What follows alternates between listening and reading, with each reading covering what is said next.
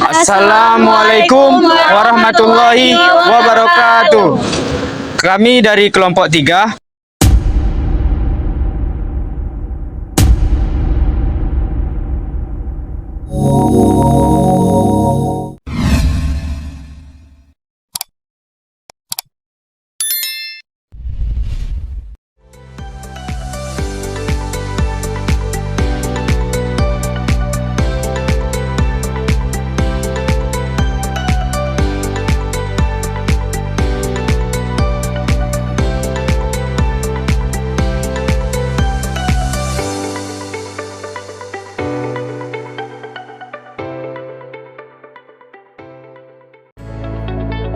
Pada video kali ini, kami akan menjelaskan tentang aspek keamanan sistem informasi.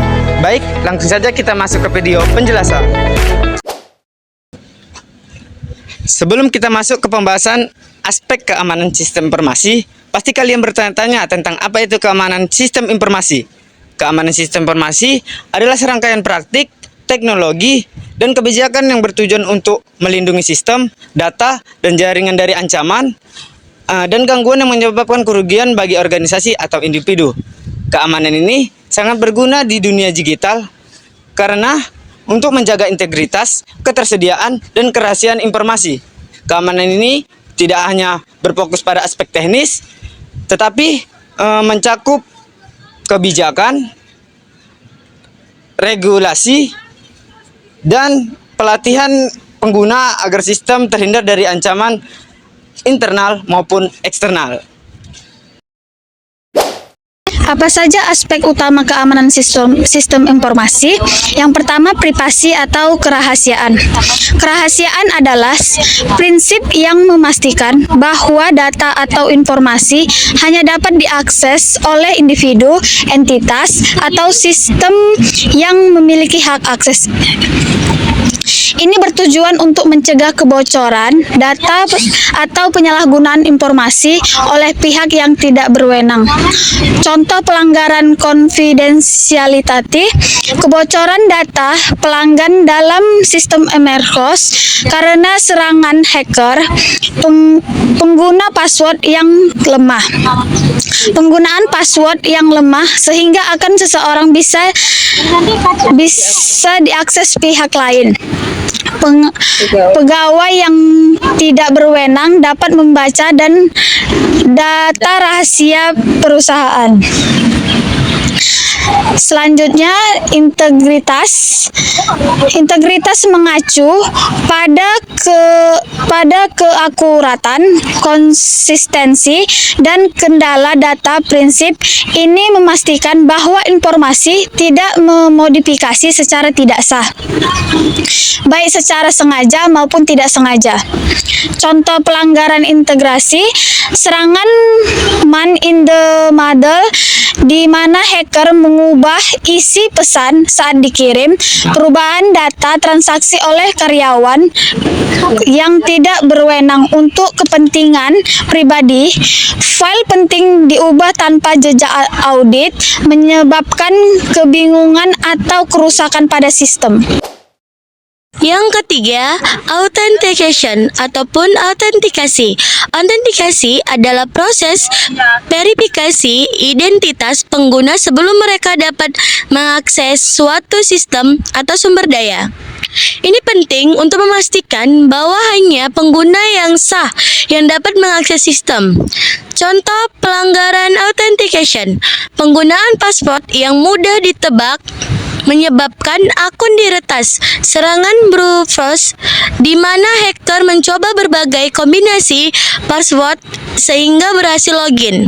Yang keempat, ketersediaan. Ketersediaan adalah prinsip yang memastikan bahwa layanan, sistem, dan data dapat diakses kapanpun diperlukan oleh pengguna yang berhak. Contoh pelanggaran ketersediaan, serangan distribusi yang membuat situs web tidak dapat diakses, pemadaman listrik yang menyebabkan server perusahaan tidak dapat digunakan, bug dalam perangkat lunak yang membuat layanan sering mengalami downtime. Kasus kejahatan sistem informasi yang pernah terjadi di Indonesia adalah kasus kebocoran data BPJS Kesehatan pada tahun 2021. Kebocoran data kembali terjadi. Kali ini data 279 juta penduduk Indonesia peserta Badan Penyelenggara Jaminan Sosial Kesehatan atau BPJS Kesehatan diduga bocor dan diperjualbelikan di situs asing. Data mencakup nomor induk kependudukan atau KTP, nomor telepon, email, nama lengkap, alamat, hingga gaji. Data tersebut dijual oleh pengguna forum di situs ratsforum.com dan kini viral di media sosial. Menurut pengamat keamanan siber Ardi Suteja, kebocoran ini telah dimulai sejak lama karena tidak mungkin terjadi dalam waktu singkat. Ardi menjelaskan ada kelalaian sumber daya manusia dalam pengelolaan sistem keamanan data nasabah dalam sebuah lembaga. Baiklah, di sini saya akan menjelaskan cara mencegah kebocoran data. Pertama, jangan berbagi informasi pribadi Anda seperti membagikan kata sandi atau PIN atau nomor identitas atau informasi keuangan kepada orang yang tidak dapat dipercaya. Lalu gunakan VPN. VPN membantu mengekripsi data saat mengakses internet, terutama saat menggunakan jaringan WiFi publik. Ketiga, perbarui perangkat lunak. Pembaruan sistem operasi dan aplikasi secara rutin membantu menutup celah keamanan yang dapat dieksploitasi oleh peretas. Lalu yang keempat, sistem data Anda simpan data Anda dengan aman. Gunakan metode enkripsi untuk data penting atau hindari menyimpan data sensitif di tempat yang mudah diakses orang lain, seperti penyimpanan cloud tanpa perlindungan yang memadai.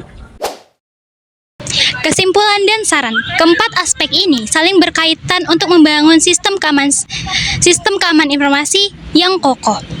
Jika salah satu aspek diabaikan, maka sistem dapat menjadi rentan terhadap ancaman siber. Oleh karena itu, perusahaan dan individu harus selalu menerapkan strategi keamanan yang dapat dan tetap untuk menjaga kerahasiaan, integritas, autentifikasi, dan ketersediaan data serta layanan mereka. Sekian penjelasan dari kami, lebih kurangnya kami mohon maaf. Kami akhiri. Wassalamualaikum warahmatullahi wabarakatuh.